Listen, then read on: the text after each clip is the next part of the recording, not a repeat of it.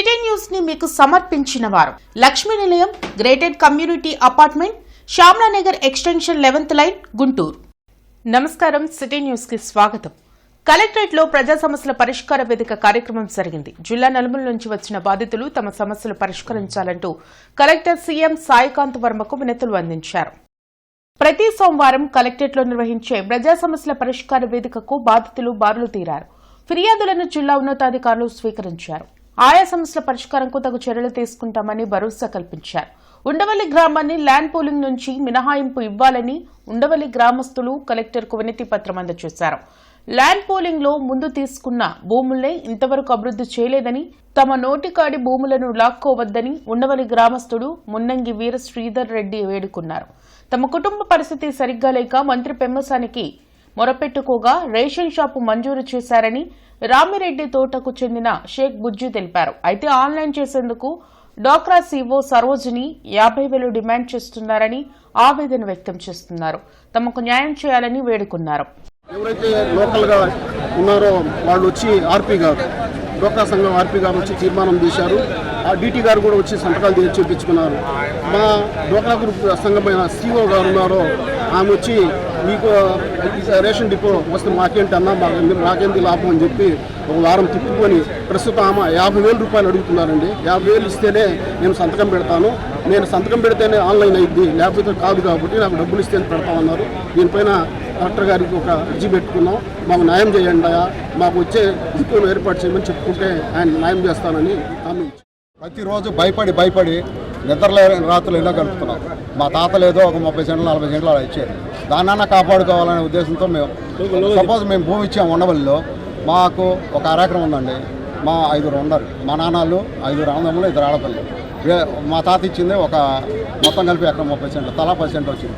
ఆ 10 సెంట్లకి plot కొడటానికి CRD వాళ్ళకి చాలు. వీళ్ళు ఒక బాండ్లు ఇస్తారంట. ఆ బాండ్లు ఏం చేసుకుంటాం? దయచేసి నేను చెప్పిన ప్రతి ఒక్క విషయం కలెక్టర్ గారు సానుకూలంతో మా ప్రధాన డిమాండ్ ల్యాండ్ పూలింగ్ నుంచి, ల్యాండ్ ఎక్విజిషన్ నుంచి ఉండవల్లి గ్రామాన్ని మినహాయించాలి. మిగిలిన వాళ్ళకి ఏది చేయాలన్నా మేము సహకరిస్తానికి సిద్ధంగా ఉన్నాం.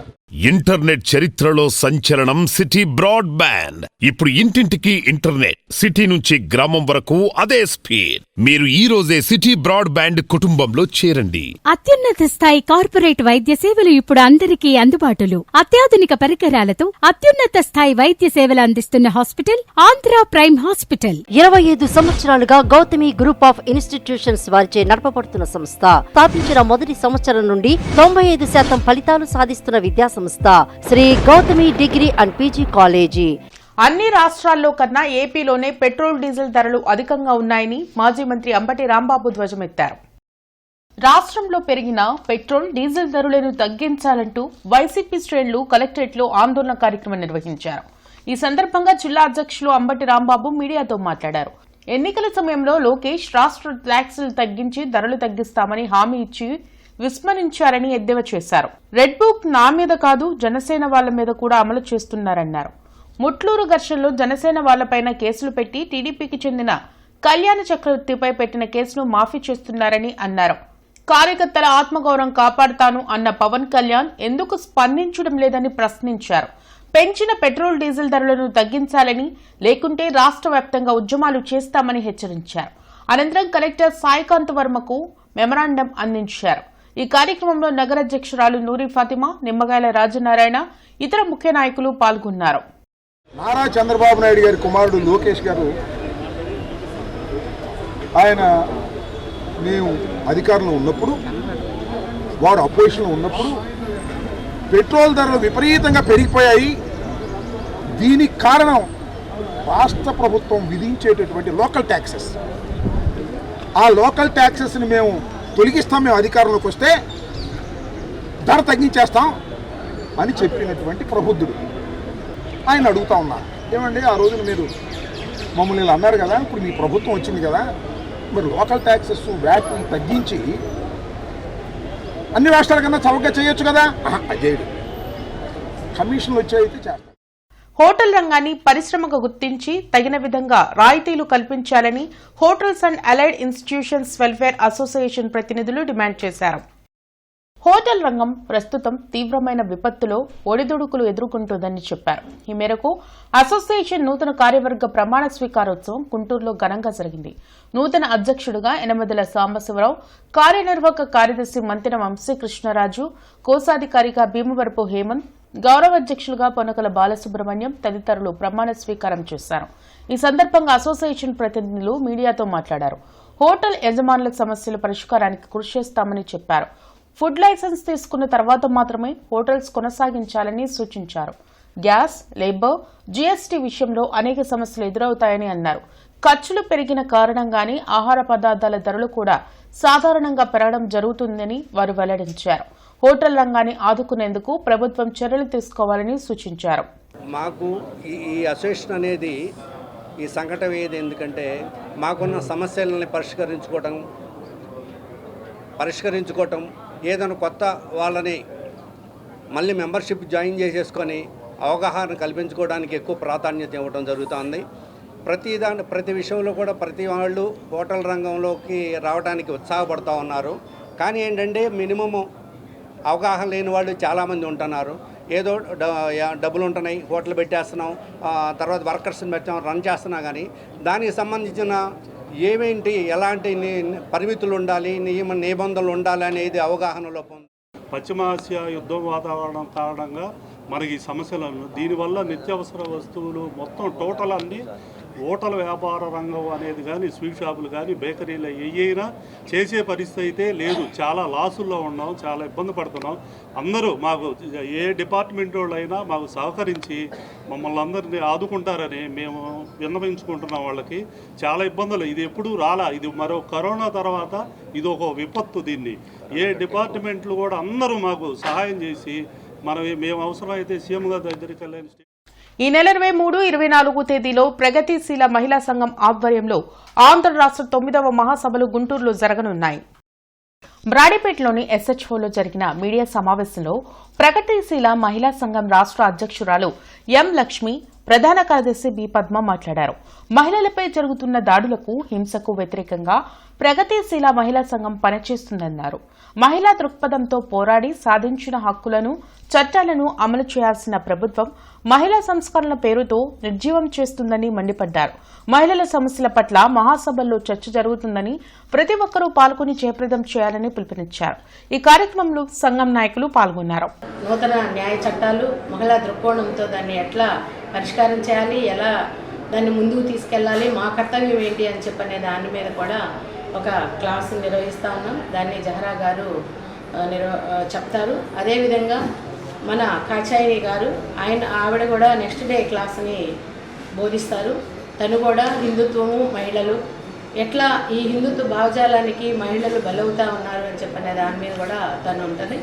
మా రాష్ట్ర కార్యవర్గం ఆఫీస్ బేరర్స్ అందరూ ఈ మహాసభ ప్రారంభానికి అధ్యక్ష వర్గంగా అందరూ కూడా మా రాష్ట్ర ఆఫీస్ బేరర్స్ అందరూ కూడా ఈ అధ్యక్ష వర్గంగా ఉంటారు.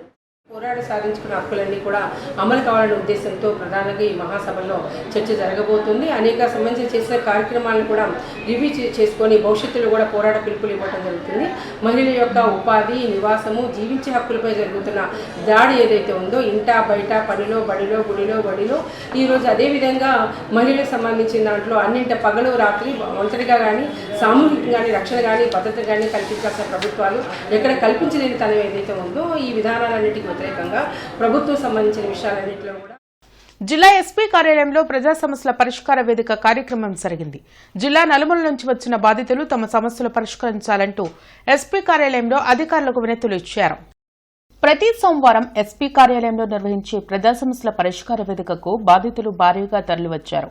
ఫిర్యాదులను పోలీసు ఉన్నతాధికారులు స్వీకరించారు. ఆయా సమస్యల పరిష్కారానికి తగు చర్యలు తీసుకుంటామని భరోసా కల్పించారు. మందుల కంపెనీలు పెట్టిన ఆఫర్ల ప్రకారం మెడిసిన్ సేల్స్ చేయడంతో 70 గ్రాముల బంగారం గెలుచుకున్నారని గుంటూరుకు చెందిన రవికుమార్ తెలిపారు. అయితే ఎన్నిసార్లు అడిగినా బంగారం ఇవ్వకుండా మార్కెటింగ్ వాళ్లు ఇబ్బందులు పెడుతున్నారని ఫిర్యాదు చేసినా అరండల్పేట పోలీసులు పట్టించుకోవడం లేదని ఆవేదన వ్యక్తం చేశారు. గత 15 సంవత్సరాలకి నేను మెడికల్ వ్యాపారం చేస్తున్నాను. అయితే జిఎస్ రెడ్డి మార్కెటింగ్ అని 2023 నుంచి మా దగ్గరకు వచ్చి మాకు కొంచెం మెడిసిన్ అమ్మి పెట్టండి, మీకు ఏదైనా ఉన్నా మేము చూస్తామని చెప్పేసి అన్నారు. స్కీముల రూపేనా కానీ నాకు రావాల్సింది సుమారుగా 70 గ్రాముల బంగారం రావాలి. ఇదేంటంటే సార్ 2025 మార్చికే ఇవ్వాలి. ఇంతవరకు సంవత్సరం అవుతున్నా దాని గురించి ఏం పట్టించుకోవట్లేదు. దీని గురించి పలుమార్లు కంపెనీ వాళ్ళని అడుగుతుంటే తర్వాత చూస్తాం అని ఈరోజు వచ్చి 2023లో 70,000 ఉంది, 60,000 ఉంది, ఆ రేటు ప్రకారంగా నేను ఇస్తాము, ఇప్పుడైతే ఏమో అని అన్నారు. అదేంటి సార్ మీరు దాంట్లో గోల్డ్ అనే ఇస్తానన్నారు కదా, ఇక్కడ మన డబ్బులు అంటున్నారు ఏంటంటే, లేదు మేము నీ చేతనని చూసుకోపో, నువ్వు తక్కువ కొనవాడు నువ్వా మాకు చెప్పేది, మేమేం చేయాలో మాకు తెలుసు అని అన్నారు. All India state bank of India staff federation ఆధ్వర్యంలో కలెక్టరేట్ ఎదుట ధర్నా నిర్వహించారు. ఈ నెల 25, 26 తేదీల్లో దేశవ్యాప్తంగా నిర్వహించనున్న సమ్మెలో భాగంగా ఏఐ, ఎస్బీఐ, ఎస్ఎఫ్ పిలుపు మేరకు జిల్లా శాఖ ఆధ్వర్యంలో ధర్నా నిర్వహిస్తున్నామని అసిస్టెంట్ జనరల్ సెక్రటరీ వి నరేంద్ర కుమార్ తెలిపారు. ప్రధానంగా బ్యాంకులు తగిన సిబ్బంది నియామకం చేపట్టాలని, శాశ్వత ఉద్యోగాలను అవుట్సోర్సింగ్ చేయడాన్ని నిలిపివేయాలని డిమాండ్ చేశారు. తీవ్రమైన సిబ్బంది కొరత, పెరుగుతున్న పని ఒత్తిడి కారణంగా ఉద్యోగులతో పాటు ఖాతాదారుల సేవలు కూడా దెబ్బతింటున్నాయని ఆందోళన వ్యక్తం చేశారు. వెంటనే ప్రభుత్వం స్పందించి తమ సమస్యలు తీర్చకపోతే ఈ నెల 25, 26 తేదీల్లో దేశవ్యాప్తంగా స్టేట్ బ్యాంక్ సిబ్బంది అంతా నిరవధిక సమ్మెకు దిగుతామని హెచ్చరించారు. ఈ కార్యక్రమంలో వైస్ ప్రెసిడెంట్ విఎస్ఆర్ సుధాకర్, వి నరేంద్ర కుమార్, పిఎస్ రంగసాయి, ఇబ్రహీం షేక్ తదితరులు పాల్గొన్నారు. ముఖ్యంగా స్టేట్ బ్యాంక్ ఆఫ్ ఇండియా ఉద్యోగులు ఇంటర్నల్గా ఉన్న సమస్యల మీద ఈ నెల నిన్న సమ్మె నోటీస్ ఇవ్వడం జరిగింది. 4వ తారీఖు నుంచి వివిధ రకాలుగా ప్రొటెస్ట్ కార్యక్రమాలు జరుగుతున్నాయి. అందులో భాగంగా ఈరోజు దేశవ్యాప్తంగా ధర్నా కార్యక్రమాలు నిర్వహించడం జరుగుతుంది. ముందుగా మా ప్రధానమైన డిమాండ్లు ఒక 16 డిమాండ్లతో మేము మేనేజ్మెంట్కి సమ్మె నోటీస్ ఇవ్వడం జరిగింది. అందులో ముఖ్యమైన డిమాండ్ మెసెంజర్ రిక్రూట్మెంట్. గత 30 సంవత్సరాలుగా మేము మెసెంజర్స్ రిక్రూట్మెంట్ కోసం మా ఫెడరేషన్ తరఫున మా నాయకులు పోరాడుతూనే ఉన్నారు. అయినా సరే ఎటువంటి మేనేజ్మెంట్ నుంచి ఎటువంటి స్పందన లేకపోవడం వల్ల తప్పని పరిస్థితుల్లో సమ్మెకి వెళ్ళవలసి వచ్చింది. ఎందుకంటే మెసెంజర్స్ చాలా బ్యాంకుల్లో కార్యక్రమాల్లో మెసెంజర్స్ అనేది చాలా ఇంపార్టెంట్. అలాగే ఆర్మడ్ గార్డ్స్ ఈ మధ్యకాలంలో చూస్తుంటే మనం బ్యాంకుల్లో చాలా రకమైన దోపిడీలు చాలా మీరు వింటానే ఉంటారు, రీసెంట్గా చాలా జరుగుతున్నాయి. సో ఆర్మడ్ గార్డ్స్ అనేది బ్యాంకులో చాలా అవసరము. ఎందుకంటే ప్రజల safety at the same time ఉద్యోగుల భద్రత కూడా దృష్టిలో పెట్టుకొని బ్రాంచెస్ ఆర్మడ్ గార్డ్ని నియమించాలి. నగరపాలక సంస్థ పరిధిలో ప్రస్తుతం ఉన్న 57 ఎన్నికల డివిజన్లను 76 డివిజన్లుగా పునర్విభజనకు సంబంధించి ప్రతిపాదిత ముసాయిదాను ప్రచురించారు.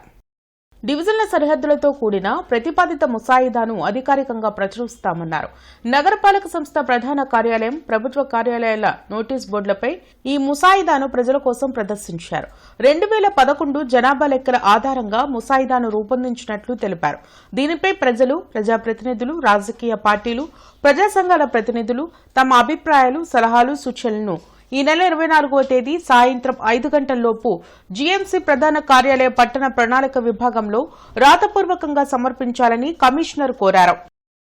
ఇంటర్నెట్ చరిత్రలో సంచలనం సిటీ బ్రాడ్బ్యాండ్. ఇప్పుడు ఇంటింటికి ఇంటర్నెట్, సిటీ నుంచి గ్రామం వరకు అదే స్పీడ్. మీరు ఈ రోజే సిటీ బ్రాడ్బ్యాండ్ కుటుంబంలో చేరండి. అత్యున్నత స్థాయి కార్పొరేట్ వైద్య సేవలు ఇప్పుడు అందరికీ అందుబాటులో. అత్యాధునిక పరికరాలతో అత్యున్నత స్థాయి వైద్య సేవలు అందిస్తున్న హాస్పిటల్ ఆంధ్ర ప్రైమ్ హాస్పిటల్. 25 సంవత్సరాలుగా గౌతమి గ్రూప్ ఆఫ్ ఇన్స్టిట్యూషన్స్ వారిచే నడపబడుతున్న సంస్థ. స్థాపించిన మొదటి సంవత్సరం నుండి 95% ఫలితాలు సాధిస్తున్న విద్యా సంస్థ Shri Gautami degree and PG college.